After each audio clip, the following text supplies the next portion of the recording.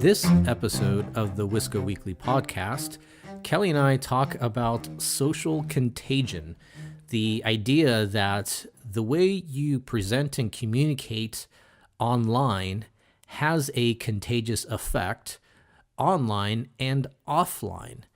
We will specifically address one particular dealership and their Yelp reviews. And you're free to take a look at this dealership's Yelp reviews.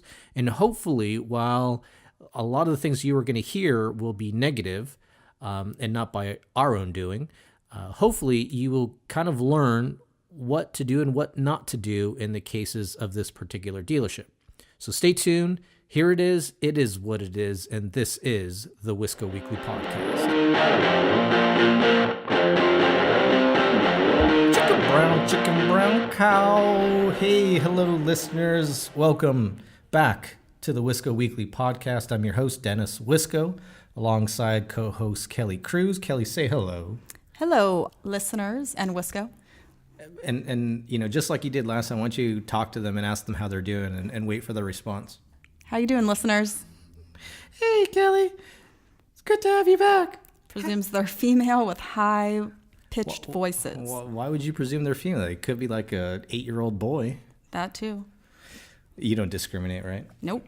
So anyhow, hey, just a little quick, Kelly and I were hanging out over the weekend. My God, your husband knows how to handle kids and clean kids and just do all that good stuff. Holy snaps. You wonder why I married him. Good and Lord. You cannot have him. I tell you what, ladies and gentlemen, he is for hire. If you need some kind of like kid whisperer, contact Kelly Cruz's husband and he will get the job done. No joke aside. I actually wish we had video footage of him just calming kids and getting kids ready for sleep and all that stuff. Good Lord. Anyhow, This here episode, I'm talking like a little bit of a little Texan here, huh? This here episode is brought to you by... As long as you got the accent. You just don't have the hat on today. I don't have the hat on Next today. time. Although I can talk like I'm from the South. I'm not going to lie. I'm going to lie about that. You know, sometimes when you come down here from the South, in the South, we have a good little Southern charm here. I don't try accents because they all tend to go one way, and that's the only it's accent like a blend that I know. of something or the other. Okay, well that's the only accent that I know. I can't even do a good like Filipino accent, which is actually kind of shameful. So, this episode here today is going to be an interesting one because, I was debating, Kelly, if this was going to be something that we should do on Tuesdays for customers or Thursdays for dealers. However, I think at the end of the day, it kind of seemed that this would be more helpful to dealers. So there is a dealership, and I'm just going to lay it all on the line here. Like I'm not trying to hold anything back here, and I'm not doing this for the. I'm not trying to forsake this dealership because certainly from the way they communicate online, they're not trying to be forsaken. Huntington Beach, Chrysler, Dodge, Jeep, and Ram, Huntington Beach CDJR.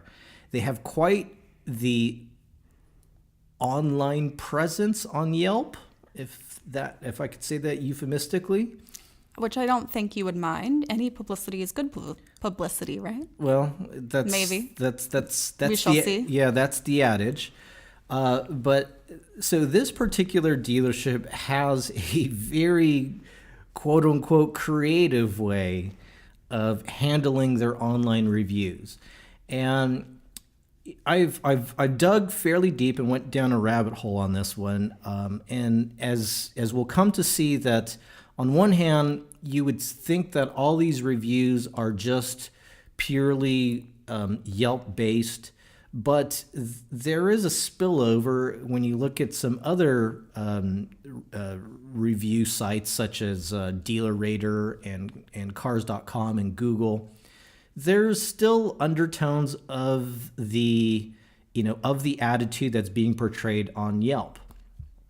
If you go onto Yelp, the ratings of this particular dealership are very low. I think it's maybe 2 stars at the moment, but they have a lot of reviews, right? Now,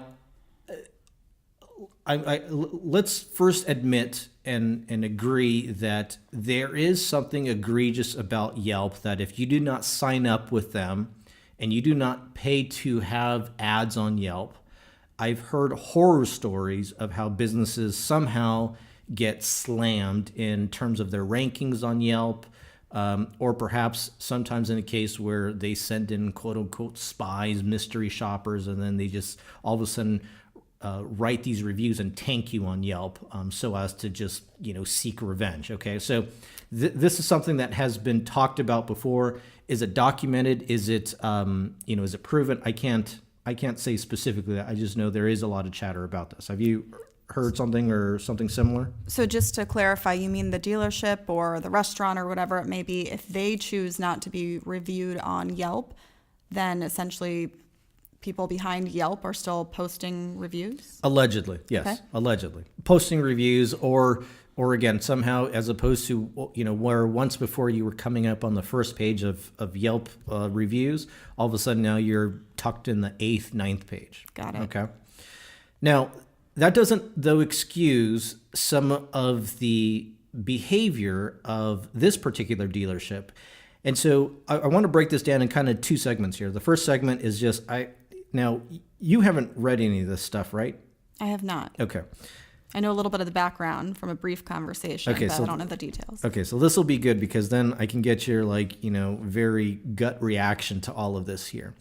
I'm going to read off some of the comments that have been made by reviewers, and then what the response is from this representative, or if it's not one particular representative, it's Huntington Beach CDJR. Okay? Is this a thread? So we're starting with kind of the beginning of a thread and then it's responses to that one particular thread, or is it kind of unrelated comments just across different topics? Yeah, no, this will be, so I'll read off of what one particular customer has written and the response to that particular comment. Got it. And so now, and this is all public information. Again, I think what'll be interesting and funny about this is just when you hear some of this stuff, and you could kind of tell me what your thoughts on it. So let's start with the first one I have here, which was dated August 23rd, 2017.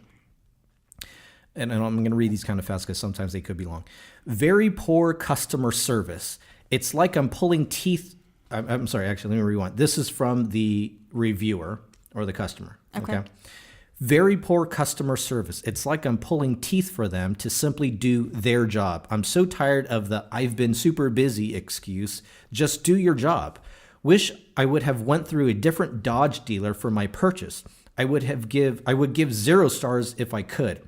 I never give reviews because I've never felt the need. So it goes to show you how horrible your service is that I felt the need to voice my opinion. You're welcome for my very first review. The response? Joseph G. Dash. Hashtag fake review. Oh, by the way, nice first review. By the way, 92% of consumers that check our website and Yelp reviews come in and buy. That was the response. Oh, so that was the end. I was waiting for the next line. That was okay. it. That was it. That was the matter of factly. So assuming that was so. fact. Your initial thoughts on just that first review that you heard right there? Well, it's hard because there's not really context. Okay. I think if you're going to give a review, especially a negative review, to provide the context for why you feel so strongly about. Which is why you could maybe understand why the person from the dealership who responded, their first take on it was hashtag fake review. Which is interesting because then fake review implies the person is not a true reviewer or didn't come into the dealership. Which I don't know if you couldn't. How would you know that without any context? Yeah, I think that's actually another good point, right? Because it's almost like to then blatantly state fake review, that you're not even providing any substance to why you're stating that this is a fake review.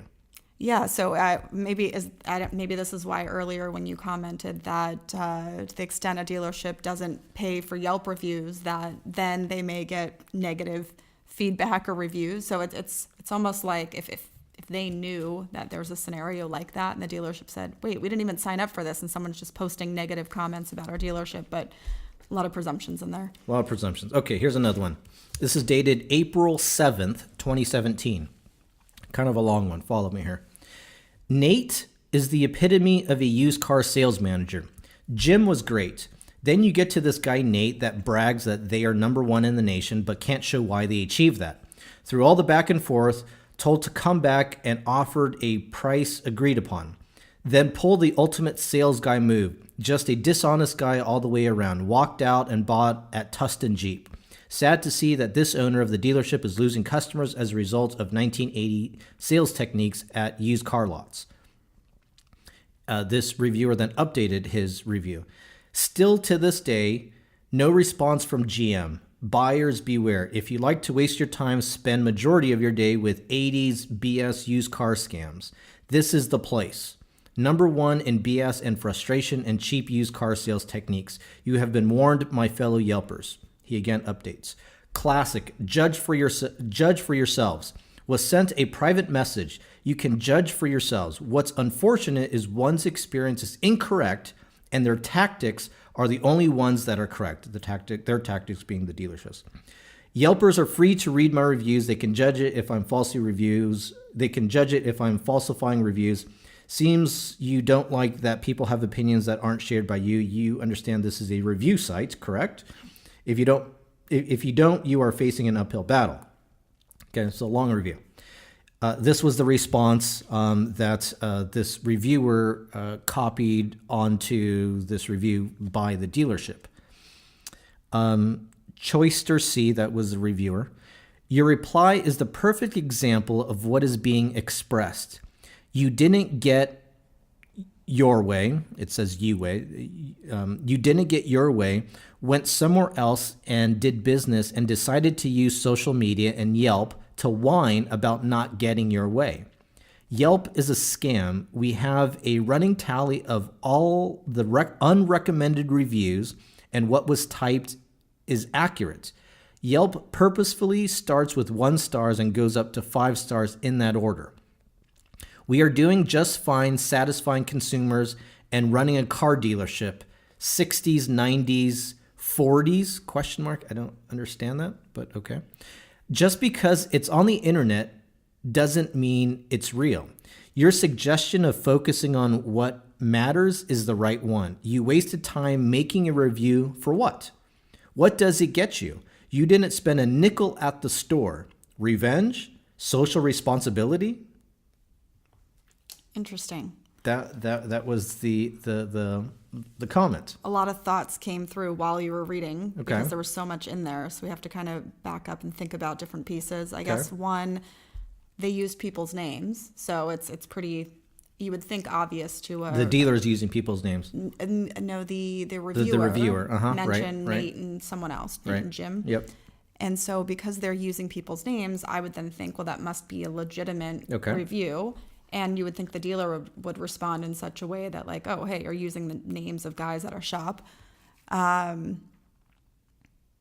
terms of the response, this idea coming up again that Yelp, it seems like the theme is that this dealership feels that Yelp is just trying to scam them by posting negative reviews or fake reviews. But if it was a fake review, why would you respond by private message to the individual? I think that's always going to be one of the things I'm going to question about these responses. To me, when you start to respond to these reviews, especially now when there's context, right? That a reviewer has mentioned people, it seems like this is a legitimate person. When you start to respond to a review like this, to me, this is like this is like a husband responding to a wife. When a wife says, "Hey, honey, do I look fat in this dress?" There's no good answer. There's no good answer. Like you're damned if you do and you're damned if you don't, right? So they could not respond, and then they're not trying to negate the bad review, or they respond, and now I'm criticizing almost the response that if there was no legitimacy to the reviewer, you would just say, I think this is a fake review, please disregard, as opposed to directly saying, you didn't even spend money in our shop. Now you're actually validating that person came into your shop. Totally. Exactly. I mean, I think that's the point, right? It's like on one hand, your response to a review such as this validates then that okay, this experience by this reviewer is somehow indeed true, and therefore you are somehow acknowledging then that although they did not do business, and although they're not a customer, and although this dealership doesn't owe that customer anything, you just validated this guy's experience at your dealership when you gave a fairly lengthy response. Yeah, and the only thing I would say, when you mentioned that they didn't owe the kind of the potential customer anything because the customer or potential customer did not spend any money, I still think it's reasonable to have a bad experience at a dealership, not buy a car there because of the bad experience and share that. Sure. Because part of the reason for the review. I mean, and I think this is where this is an area, right, where dealerships have been plagued with this type of environment, right, where a customer comes in for whatever reason, they have a bad experience, and then all of a sudden a customer feels the need. The only way to get back at that dealership, they're emotionally charged. The only way to get back in this day and age is to write a bad review, and so, gosh darn it, they're going to do it. But it doesn't help when the dealership responds in such a way that they're fighting that customer online. It's like, look, you don't owe that customer anything, so why would you then still continue to have this fight with that customer? Yep. Now, is that to say you shouldn't respond at all? No, and I think we can kind of get to that in a little bit. Let me read you another one here. This is dated April 12th, 2017. Wow. I was searching for a Ram pickup online, and I came across this super shady organization, all in caps, super shady organization. Look at the picture I'm going to post. So illegal, blatant. It is illegal, and illegals in caps. It is illegal to advertise two prices for vehicles. $1,000 more for cash? What a bunch of scammers. Buyers beware, stay away, all in caps. No wonder why they only have 2 stars overall. Response: John F. Update: you really are a moron. You have the law backwards. Read ... You can't charge more if you finance. We pass on savings when you finance. You are a moron. Do you really think we would violate the law? We clearly represent our offer and let the public choose. So, Mr. Smarty Pants, state the law that you believe we are breaking for the Yelp community, or take down your review because you are breaking the law with slander and defamation.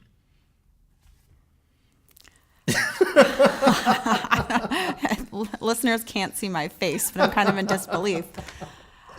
Let me. Here, I'm actually going to come to the rescue here of the dealership in this case, because part of the context of this review is that Huntington Beach CDJR, they will have their, and this is specifically for a used car, they have their listing price. Okay, let's call it this was a Dodge Ram. Okay, so let's just say it's $25,000. Okay, They have a listing price $25,000. They do a discount, and then their sale price. So let's say their discount is $3,000. So the sale price is $22,000. Right. And then they say you get additional $1,000 discount if you finance. And again, that's in the fine print. If you finance. So then this car now is really $21,000. Right. Okay. So the customer here is saying that, you're falsifying the information. It's illegal to advertise 2 different prices. The customer is very much wrong in this case. This is very well within the right of a dealership to do this. And they do disclose it in the fine print. I think one of the things I do take issue with is when you do start to do things like provide these discounts in this fine print, and then you essentially are,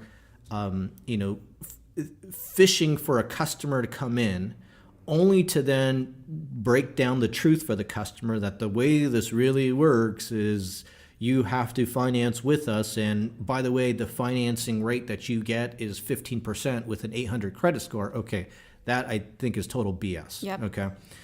Now, and again, I don't know if that happened, but certainly that could be an interpretation of what could happen. But you still have the response. Yep. Well, and they're 2 separate issues. So like you said, the initial review by the customer, is, if it's just not accurate. I mean, I don't know for certain, but based on what you've said, and I would have assumed that it's okay to have two different offers with, different criteria. Well, then it's unfortunate that they gave a low rating on something that wasn't really negative, other than, a different aspect that you could just say, I don't like that they kind of pulled the rug out from under me if you showed up for one reason because you didn't read the fine print. So, I can see both ways, but again, in this case, I would say it's unfortunate that the review even occurred, because it's almost for the, it's for the wrong reason, and not for a reason you would actually assume someone would say, don't go into this dealership. Okay, but now address the review itself. I mean, now the response to the response review again leads with John F. update ... You really are a moron. So a very strong and negative response. So it's like, you could have killed him with kindness. You could have refuted it without putting the person down, which now, kind of leaves a bad taste in your mouth, and back to, even though we all could have initially said, not a good review, or it doesn't really have credit because it's false to say that it was illegal what they were doing in the first place. Now the dealership has said something that's made them look worse, or negative when they weren't negative in the first place. Extremely worse. And I still I don't understand the logic. Like, I can understand from a dealership perspective, and not even a dealership, a private business, to want to protect their brand, their territory, their business, right? Because now you're essentially, it's become adversarial. There are people who are starting to fight you online and write these disparaging remarks against your company. And look, now you're trying to stay alive. You're trying to, ensure that the business, the employees, the community that benefits from tax dollars all still stay afloat. So I can understand where you start to get a bit, very secure, or you want to start to protect your business. Defensive. Defensive. Yeah, thank you. Yep. I just. But. Right. But. Bad way to handle it. What I was going to say is, it would be interesting to know who gets the rights within a dealership to respond to these comments, because you would think you would have one person managing, like, the social media website, to have an appropriate hat on about how to thoughtfully respond without digging yourself into a hole. Well, so we're actually going to talk about that in a little bit, because I do want to then almost go in, because I have no idea. I know nothing about this dealership other than their online presence. Yep. I don't know anybody there. I don't know anyone who's bought there. I've seen pictures of the dealership online. I've driven past the store. We're almost going to get into what is a very formal legal term, forensic linguistics. Have you heard of that? I think so. I was a minor in linguistics, but not forensic linguistics. Forensic linguistics. We'll come back to that in a little bit, but stay tuned for that. I want to read you a few more here, okay? Because I think a lot of the stuff here can be pretty eye-opening, which will eventually take us to the whole forensic linguistics segments. All right, this is dated. Let me find something that's dated. Let's go back to, I have, by the way, so there's like 40 pages you can access on Yelp. And I've accessed all 40. And while you're looking for that, interesting that if in hindsight anyone were to look back and say, maybe we shouldn't have responded in that way, I presume that you can take down a review, right? Or a response to a review? You can update a review. I mean, certainly there have been people that have updated reviews, but I think at the same time, sometimes those updates are almost to continue to slander. Got it. As opposed to going back and trying to say, okay, look, maybe we shouldn't have, but, I mean, look, I'm not an attorney. You are. I know you got to tread carefully on this, but that the dealer did say that, this is slander and defamation, which I don't think it is. I don't know. Yeah. So slander and defamation, one of the, I'd have to go back to my law school days, but I believe one of the requirements to actually fit that legal definition is that it's false. So not so much that it's against the law. It'd be one thing if the dealer was breaking, if they have certain code of conduct or legal rules they have to follow in terms of their advertising. That's one thing. But slander and defamation is to say that you actually posted false information that then hurt our business. So if he's just posting true information and saying he didn't like it, that doesn't mean he's, slandering the dealership. Well, plus I imagine through the due process, then it would eventually come out that it's like the customer it was a misunderstanding, right? Like would there have to be some kind of intent upon the reviewer that says like, okay, I knowingly know that they can advertise two prices, but I'm still going to state it. Like I'm almost even going back to an example of Floyd Mayweather, Manny Pacquiao, and Floyd Mayweather telling Manny Pacquiao that you do steroids. Mm-hmm. And so I think Manny Pacquiao tried to sue him for defamation of character for something like that. Right. Because if he doesn't do steroids and someone says you do steroids, whether they know you do or not, unless they, unless they know that you actually do them and they're making that comment, they've now put it out there for the world to believe that he does steroids, and that could impact his, business and the offers that he's given to do fights. So, but I would imagine too, in the case of online reviews, there's almost probably more of a gray area than between slander and defamation. Because again, I would these types of things go back and forth through lots of customers, lots of businesses where there is that gray area where yes, a business is going to respond sometimes negatively to a customer because of what the customer has said.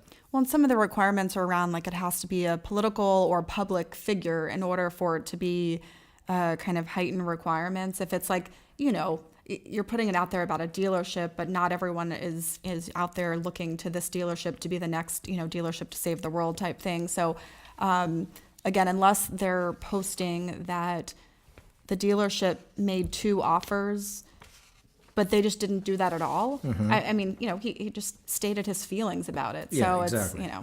It's, Okay, so let's, here's one dated from 2016, April 5th, 2016. Reviewer. I can say unequivocally that this dealership is all about taking your money and zero on customer service and satisfaction. If you're looking for a great price and a horrible customer service, then by all means head straight to Huntington Beach Chrysler. Just be aware that if there's any sort of problem, you're screwed. They will never take your call or return your call. How do I know? I've been calling to speak to the finance department regarding an expensive in-house extended warranty that I want to utilize and can't. How many times have I called you, you ask? 2 to 3 times a week for 3 months. That's kind of questionable, but okay. No one has ever answered the phone or returned my call. I even went to the dealership to see the finance department manager, Richard Lee. He was, of course, unavailable to meet with me, so the receptionist sent a very urgent, detailed message to his desk. Do you think he returned my call? You're catching on. No. Please do yourself a solid and go elsewhere. There are plenty of other dealerships who'd love your business and not just your money. Don't buy a car here. Response? Mark T.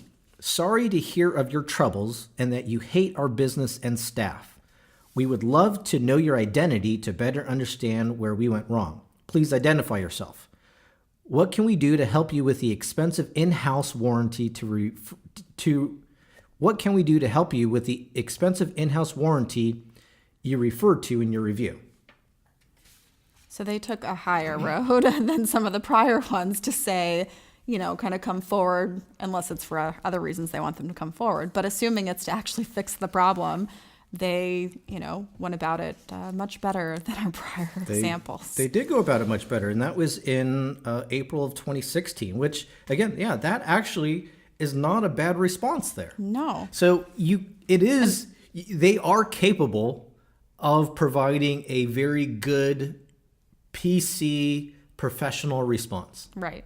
And so what I mentioned earlier about who's responding to these, clearly it's not the same person, because I can't imagine, in-person responder from dealership in example 1 and responder in this last example are the same people, because you would think they'd react a little bit differently, unless there's truth to it as well. Okay, so I'm going to read for you just a couple more of the responses, not necessarily the reviews, but just the responses. And obviously, I'm picking out these responses because these were a response to a negative review. Okay, so I'm sure you could probably fill in the blanks of what the review said.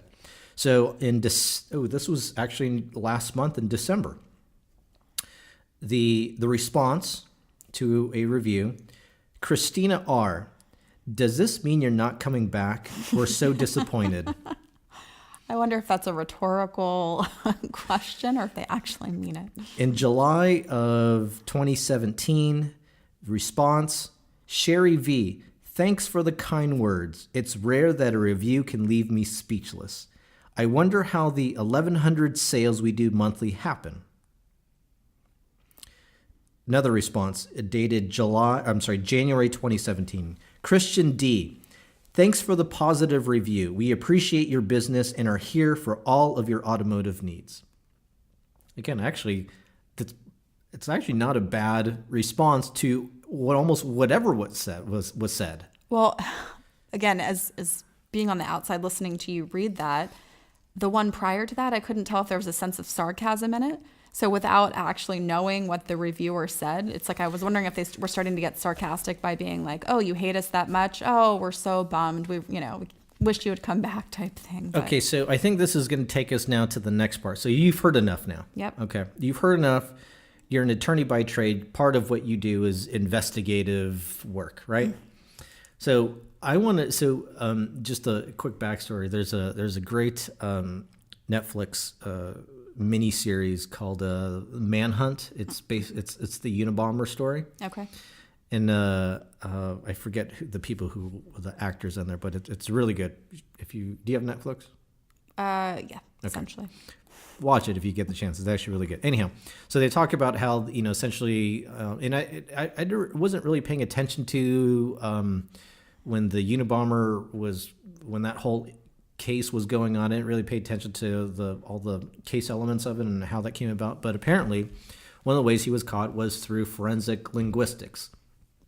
Hired an expert to essentially analyze the letters, this vision statement, I forget what they call it, of what he wrote, and then essentially trying to pinpoint exactly who this person is. Mm-hmm. So I'm a novice at best on forensic linguistics, but let's troubleshoot this here. So I know nothing again about who responded to this. You can see that the picture on Yelp is of a girl, but Meaning the responder from the dealership? Yes, Okay. yes. I'm sorry. Is that what it said? I just wanted to make sure you were talking about the dealership. So the responder from the dealership, the picture on Yelp is of a woman. Now, I can tell you though, this is a stock photo because if you do go onto the dealership website, if you use their chat feature, this is the same girl that's on there. Okay. Now, I have read other reviews that it seems as if that a few other reviewers mention that whoever is making these, or who's ever responding is a woman. But take that aside. It doesn't matter if it's man or woman. Yep. I want to get down to who the personality of this person or the character of this person. And then almost to, I think you can then start to almost associate it to the ownership as well. So let me start first, okay? So first off, the one of the earliest reviews that I was able to pull was from 2013, and the response of the reviewer was, the respondent. The response of the respondent. Does that make sense? The response from the dealership? The response from the dealership. Okay. Is the dealership management apologizes for the poor service and for mailing the incorrect refund amount. We mailed the additional amount expected. It is our goal to make the purchase experience enjoyable. To make up for the bad experience, please contact Pete Shaver, general manager, on his cell. And they actually list out his cell number. Do you want to call that cell number? For some reason, and by the way, this cell number is actually mentioned on other reviews in 2017. There's an initial part of me when I started reading the phone number in 2017, I'm like, no, this is one of those numbers that you call and it's like, thanks for calling. Go pound sand. You are a disgusting human being, So you haven't tried calling the number? I haven't tried calling that. It would be interesting. I mean, maybe you do it off air because I don't think we want to put someone on the spot on air. What do you mean? Why not? Well, you'd have to let them know they're being recorded, number one. I'll let them know. That's fine. But it would be interesting to potentially have a follow-up segment if the cell phone leads somewhere. But I would love if somebody, you know what, as a matter of fact, I'm going to extend the invitation. If someone from Huntington Beach, CDJR, would like to come on our podcast to talk about this, love to have you on. And again, I'd be fair with you, and that's all I could promise. And again, I think I would argue from both sides of the aisle, from the dealership right, and the because you customer don't side. really know who all these people are. Like you said, there's concern around Yelp in terms of, can someone kind of create a user account who's not really in the situation and post a review? Like, you just don't know all the facts. Right. So I would, yeah. Okay, so forensic linguistics. First off, dating back to whoever was responding from 2013 till now, I do believe, because again, you heard, I think in 2016, right? There actually was a hint of that this person who's responding can be PC, can be professional.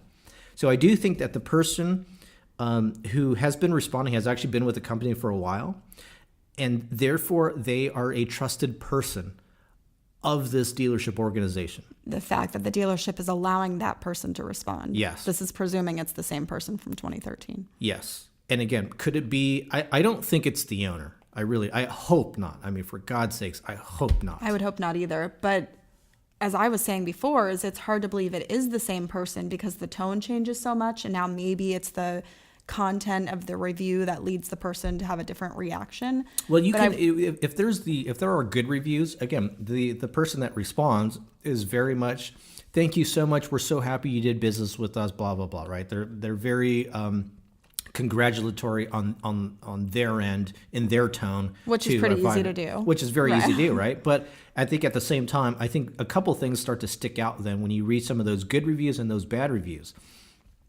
So aside from the fact that one, whoever this person is a trusted advisor, is a trusted person within the organization. Okay, first off, I don't think any owner, dealer principal, anybody within some kind of equity position within the company would ever allow an employee to respond in this kind of manner without the knowledge and support of the ownership of the executive team. Yeah, right? absolutely. Because someone's reviewing, this stuff, and if they saw that they had permitted someone to respond on behalf of the dealership and they're not responding appropriately, they would take it away pretty quick, take that opportunity away. And so I think the other thing then too that, let me see if I can find it here. Okay. So I think another characteristic about this respondent or this dealership representative, I think this person is probably in their 40s, give or take. Okay, they're definitely not 25. Mm-hmm. They're definitely not 30. Okay, they're definitely not a millennial. They're not a millennial. Okay, and they definitely grew up in a hip hop culture. Okay, and so okay. Wait for it. So in one of the responses, the dealership representative said, Merriam-Webster defines a homegirl as a girl or woman who is a member of one's peer group. Are you an ex-con with a crack addiction who likes to drink on Sundays? Wow. Okay, so, and actually, hold on. I want to use that one, and let me see if I could find this other one here as well. Blah, blah, blah.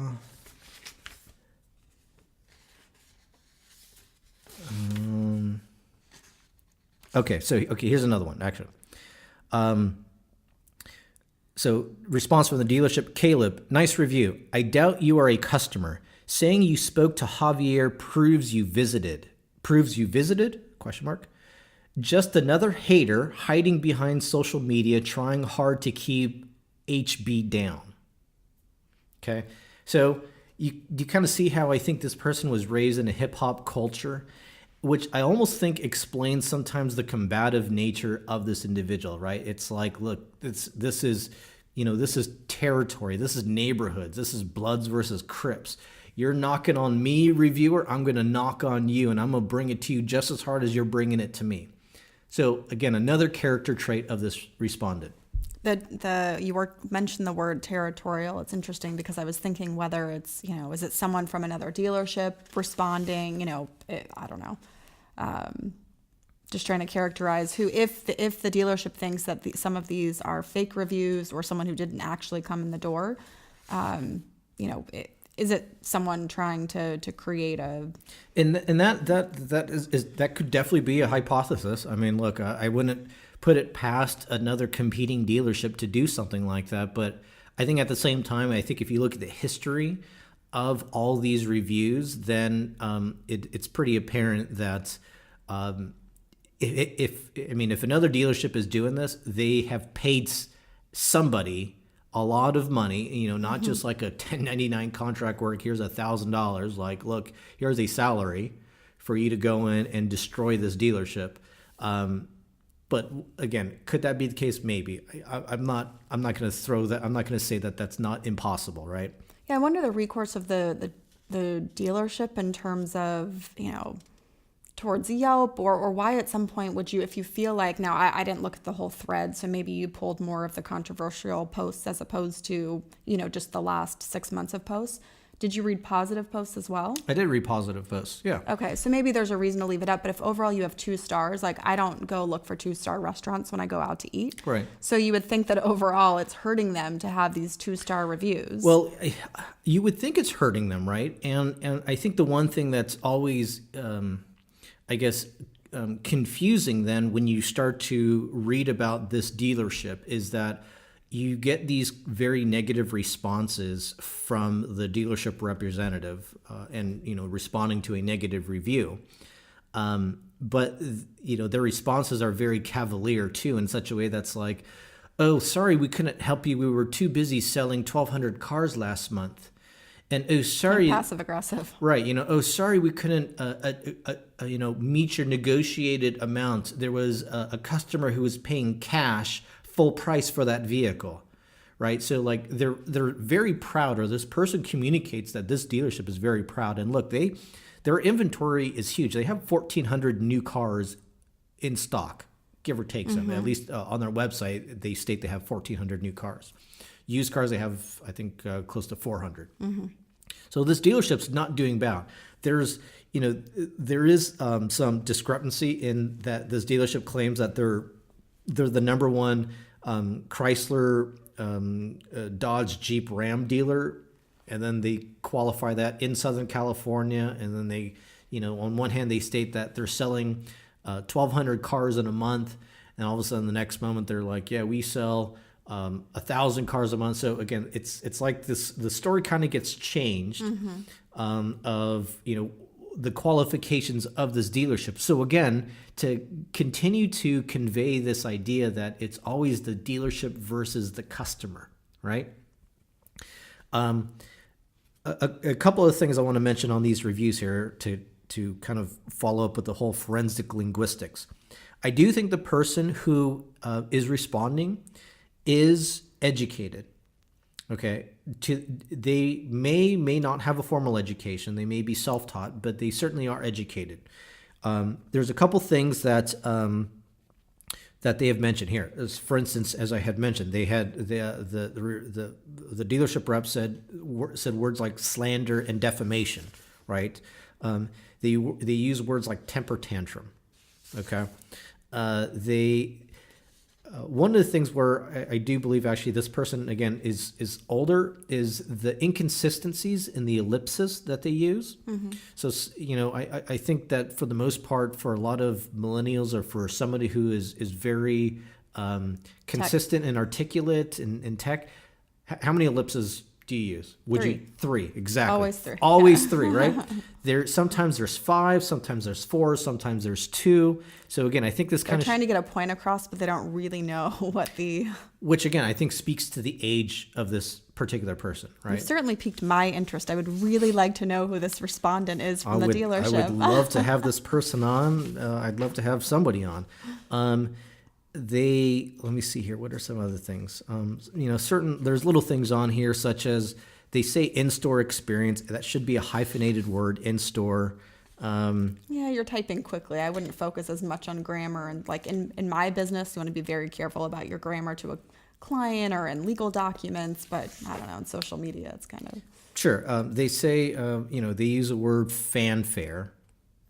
Okay. So again, Not an everyday word. not an everyday word, right? Like this is stuff that when whoever is responding, they're going to be fairly educated. So again, which makes it even better at if they could come on the show here. So again, fairly educated or educated, grew up in a hip hop culture. Because of that hip hop culture, somewhat generally combative, and perhaps because they've also been in the car business for a long time, somewhat combative. I think that's kind of a natural progression. I'm somewhat combative. You are not. Yeah, you can tell by that laugh. You can tell by that. I can't. I haven't seen you in like a negotiation setting, so maybe you are. I mean, I've played poker with you, so I do know that you are tough to play poker against. Oh, I take that as a compliment. Yeah, but I still I wish take I was your a little money. tougher because I lose every time I play exactly. now. I still take your money. So I think this is coming to a crescendo where, based on these reviews and based on the quote unquote success that this dealership has, that they're the number one store, that they're selling thousands and thousands upon cars, and they just don't have time to deal with negotiated, customers who are willing to negotiate and customers who aren't willing to adhere to the processes that this dealership has put in place, because this dealership is the low price leader. I hate when dealerships say that, right? We're the low price leader, and of course our price is lower than CarMax, than our competitors, and blah, blah, blah. And if you paid for a car at another store, you paid more. And it's like, look, okay, we get it. It's funny that the term low-cost leader, because we talk about it in our industry, and usually you don't want to go to the low-cost leader. And I was trying to think about, is that a good or bad connotation for dealership? Because again, in most cases, you'd think like the cheapest person is usually not the best at what they do.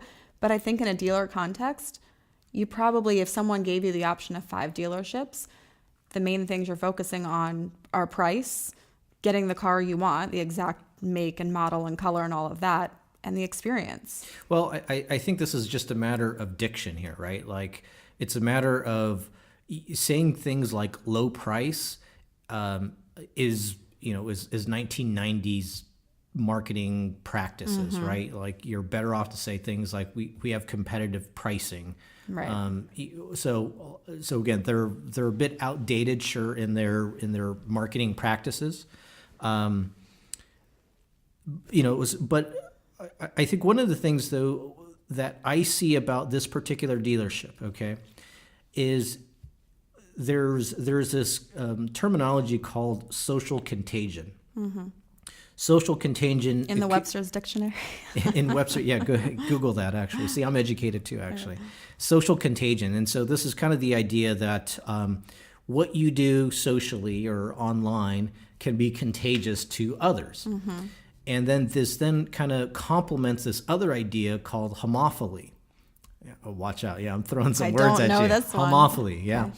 Okay. It's the idea of birds of a feather flock together. Okay. So this dealership is kind of shooting themselves in their foot, because they're speaking, they're replying to these negative reviews to customers who are in their community. And when you reply to customers in your community, you have to figure that these are of like-minded individuals. So if I read a review about this dealership, I'm almost immediately, I have my perception about this dealership such that when I go visit the dealership and the experience was quote unquote less than, I'm easily going to think exactly how my neighbor thought, or how my neighbor reviewer thought, and such that I'm going to then respond in the same way, and it's contagious. Right. Yeah, that makes sense. It's like the idea of, you're on a plane and you're like, okay, I'm on this airplane for so long, and I know I'm going to get sick. I'm going to get sick. And oh, look, there's a person 10 seats away from me that's sick, and they're wearing that mask. And the next day, all of a sudden, you start coughing. And then what do? It must be from the person on the plane. Yeah, I must be sick, right? Oh, right. And it's like, no, maybe you're not. Maybe you just need some more fluids in your body, or so forth and so on, right? So this is, look, I'm not, I don't want to, as much as we're talking more about the negative reviews, I mean, again, I think talking about the negative reviews is more eye-opening to what, be it this dealership or another dealership or just a business in general, can learn in that, the easy way out in all this is that you just respond professionally in this, right? You don't let Yelp, especially if you're doing so well, if you're the number one dealer in Southern California and you're selling thousands upon thousands of cars, you don't need to respond in such a combative way because customers are tearing up your business, right? Like, again, this almost shows a sensitivity that dealerships have always been immune to. And certainly it doesn't do the employees of this business any good justice, right? Because again, now you're hurting commission-based saleswomen, when all of a sudden that there's customers coming in and they already have this negative perception about your dealership. Right. So if there was a bad review, I may question a little bit the dealership, but I may also question the person who reviewed it. Is it a legitimate review? What's the background or the type of person who posted the review? Did they already provide some negative connotation that looks bad on them? But then when you add on a negative response from the dealer, you're now focused even more on, a negative feeling towards the dealer. Right. And so this whole idea, I think this is kind of where that whole idea of that social contagion comes in, and the homophily comes in, where birds of a feather flock together. So when a business is responding to these reviews on a particular customer, a business has to understand that one review is also a response to other like-minded individuals. Right. Yeah, these are good tips, and it's probably something that you could share with this dealership and other dealerships about how to, better market themselves. I'd love to. I mean, hell, if the dealership wanted to call in and they wanted a consultation, be happy to do that. Because again, I think these are easy things, and I guess I just don't understand why a dealership like this or any business would want to fight. Because I think, definitely one of the things I hold to as a philosophy is the more you fight with your customer online, the more you're going to fight with your customer in the store. Right. And it even happens in your personal relationships, right? It's like sometimes you just need to say, I'm sorry, or just, respond with the other professional responses of, give us a call, let us know who you are and what your experience was and how we can help. Totally. I mean, you could even have just kind of a same response to some of these. Totally. Well, all right, Cal, that was good. So this episode here was talking about this dealership. Hope you got some good takeaways from this. Of course, visit us on Facebook at Wisco Weekly Pod. Write us, rate, review, and subscribe to our podcast. We'll come out with another one twice a week, every Tuesday for customers, every Thursdays for dealerships and businesses. And we're actually, we still got a few more here. Season 2 will end March 1st. So seems like we just started. It did seem like, and I was going to say we're halfway through, but we're not halfway through. We still got some more room. Don't count your chickens before they hatch. Oh, wow. She's educated now. Hey, guys, thanks for tuning in. This is the Wisco Weekly Podcast, and cheers to the customer experience.